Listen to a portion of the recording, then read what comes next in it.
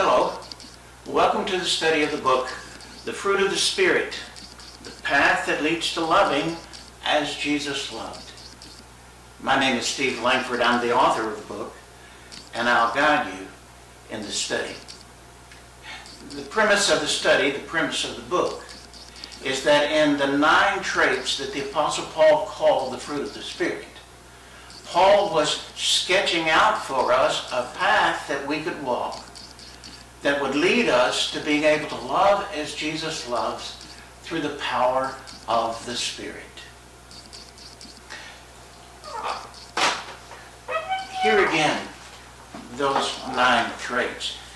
You'll find it in Galatians chapter 5, beginning at verse 22.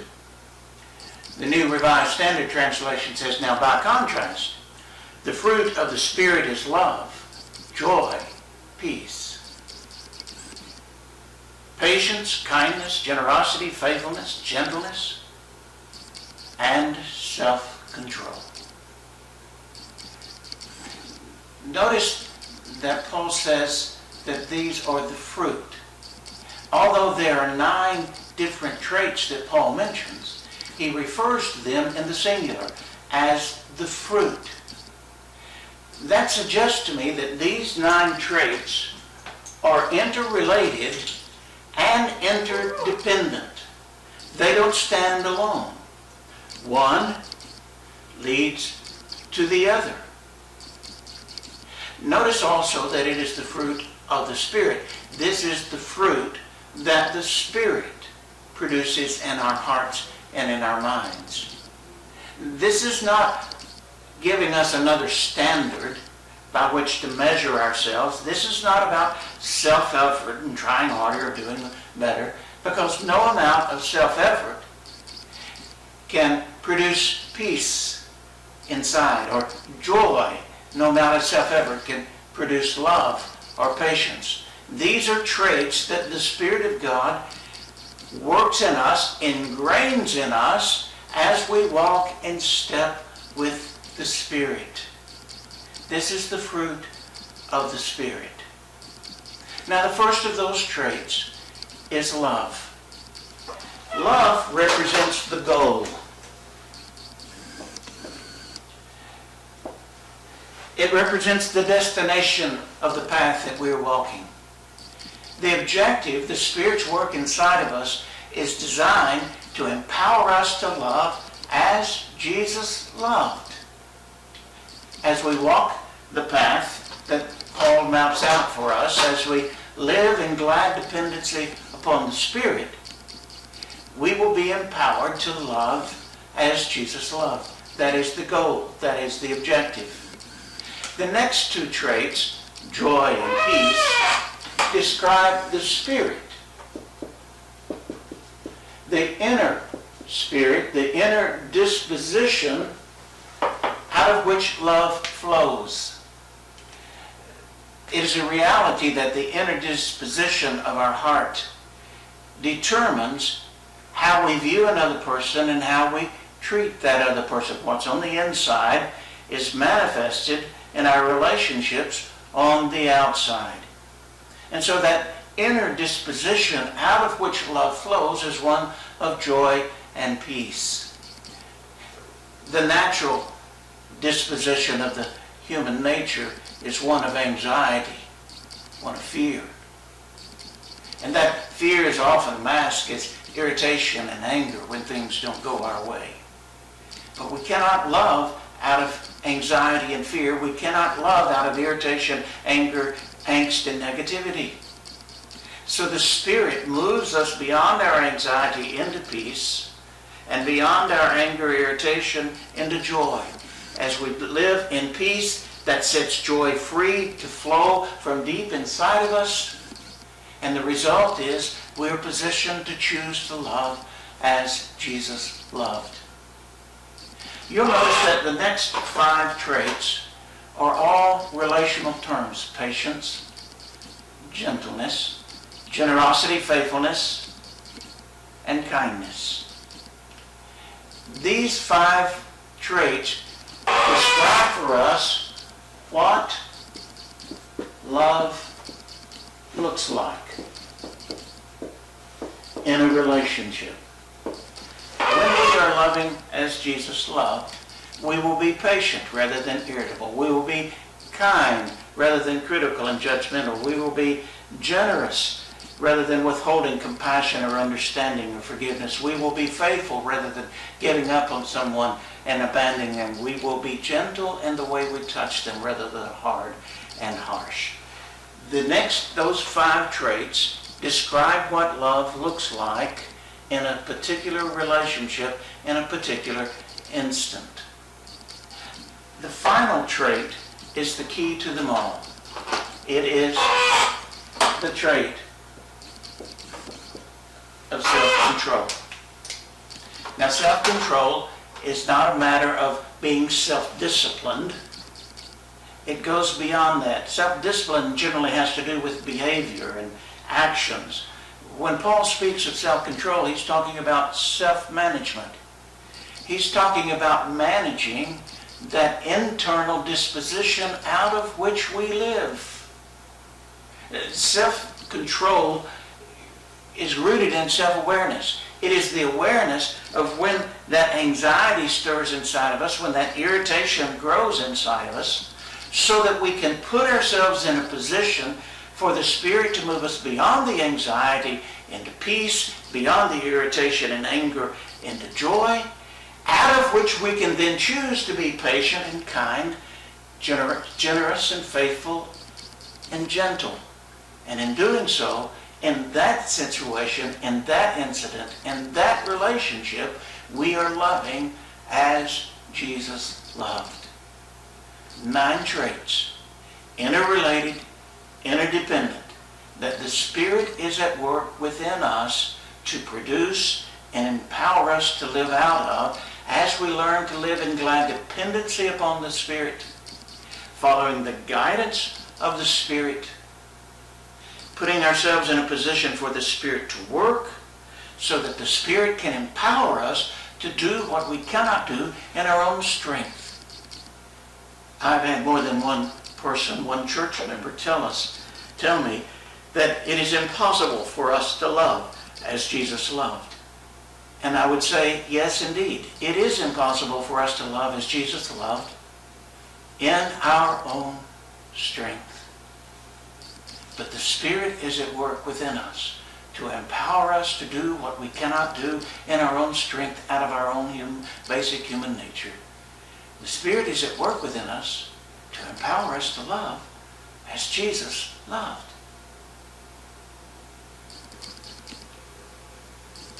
Now, these 9 traits stand in contrast to what Paul calls the flesh, the works of the flesh. And when Paul is speaking of the flesh, he's not talking about our body. It is common for us to misunderstand Paul at this point, to think that Paul is talking about our physical body and the desires of the physical body. What I understand Paul to be referring to is our basic human nature, our default nature. That anxiety-driven nature that causes us to be focused upon ourselves and to do things that are self-serving, to use our power to serve ourselves, to make sure our needs are met. So when we talk about the flesh, we're talking about that default nature that is anxiety-driven, self-focused, and self-serving. Paul talks about the works of the flesh. Listen to them as he makes a list of them, beginning at verse 19. Now the works of the flesh are obvious: fornication, impurity, licentiousness, idolatry, sorcery, enmity, strife, jealousy, anger, quarrels, dissension, factions, envy, drunkenness, carousing, and things like these. Paul is making this long list, and finally he just gives up and says these are just a smattering of what happens when we live naturally out of the flesh. Now there are a lot of things there for Paul to identify. So let me see if I can help us to get a grasp of what Paul is talking about there. For when he talks about the flesh, he's talking about that default human nature, and he talks about 3 things that living out of the flesh, living out of our default nature, produces. The first thing that it produces is a self-indulgence. A spirit of self-indulgence. That's what those phrases mean when it talks about fornication and impurity and licentiousness, when it talks about drunkenness and carousing.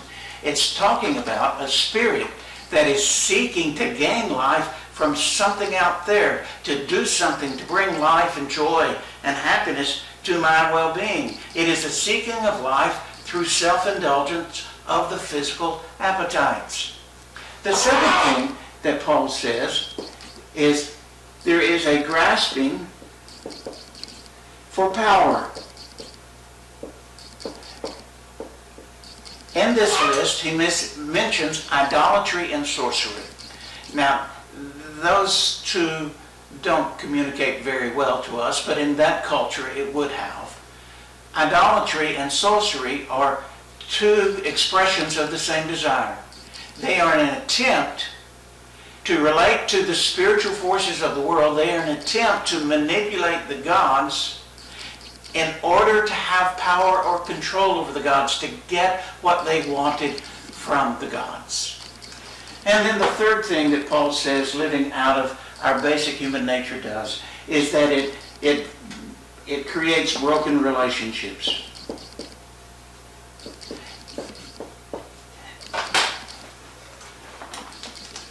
The largest number of things that Paul identifies as the work of the flesh fall into this category.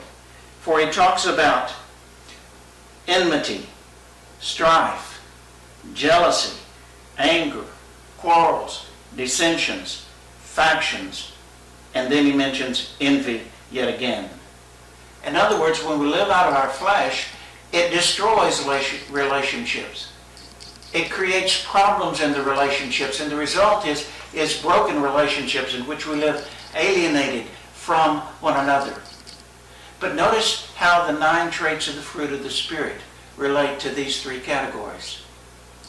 When we live out of the basic default human nature, that self-serving, self-focused nature, we are self-indulgent in our pursuit of life. We live out of a spirit of self-indulgence. But when we live out of the fruit of the Spirit, we live out of a spirit of joy and peace and love. Whereas living out of the flesh, the basic human nature, creates broken relationships, living out of the Spirit brings healthy relationships. It keeps us in relationship as we live out of patience and kindness and generosity and faithfulness and gentleness. And when it comes to that desire for control so that we can control and manipulate, Paul says the Spirit changes our focus from trying to control something out there to trying to manage, control what's in here. Paul says we have all kinds of laws that are our attempts, our rules, our standards, our morals, that are an attempt to manage the works of the flesh. But the problem is those laws are only about behavior. They don't deal with what's on the inside. And all of this comes out of what's on the inside. And so Paul says, don't try to worry about living by the law. Christ has set us free from the law. Now we live by the Spirit.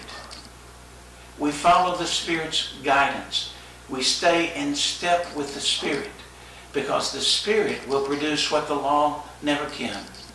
It will produce within us an inner disposition of joy and peace, out of which we can choose to love by being patient and kind, generous and faithful and gentle, because the Spirit empowers us to manage what's on the inside. Well, it's now time for you to move into your group work. And during this time of group interaction, I invite you to process the material that you have heard. What is it that you heard? What concepts, what truth did you hear? And as you process the truth that you heard, then personalize it. Where does it touch you? Where did you see yourself in your life in this. For one of the ways the Spirit works is by the renewing of the mind. Learning spiritual truth, truth that it grows out of God's nature, God's character, and God's ways, leads to insight and understanding about ourselves. And that insight and understanding then becomes the arena where the Spirit will work to move us from the old to the new, from an immature level into a more mature level. So you process, you personalize, and in doing so you're sharing with one another, and then you pray for one another as you work with the insights that the Spirit gives you. Now, as you work together, I trust that you'll be aware of the Spirit's presence in your midst, because this journey is not done on our own. We don't walk this path in our own strength and by ourselves. The Spirit walks with us, guiding us, teaching us, and empowering us. And I pray that you'll be aware of the Spirit's work in your own life individually, as the Spirit gives you insights into yourself, as arenas, as areas where the Spirit wants you to lead you into greater growth. I look forward to us getting together for another session as we continue to explore the fruit of the Spirit, the path that leads to loving as Jesus loves. Until then, I pray for you the peace of Christ.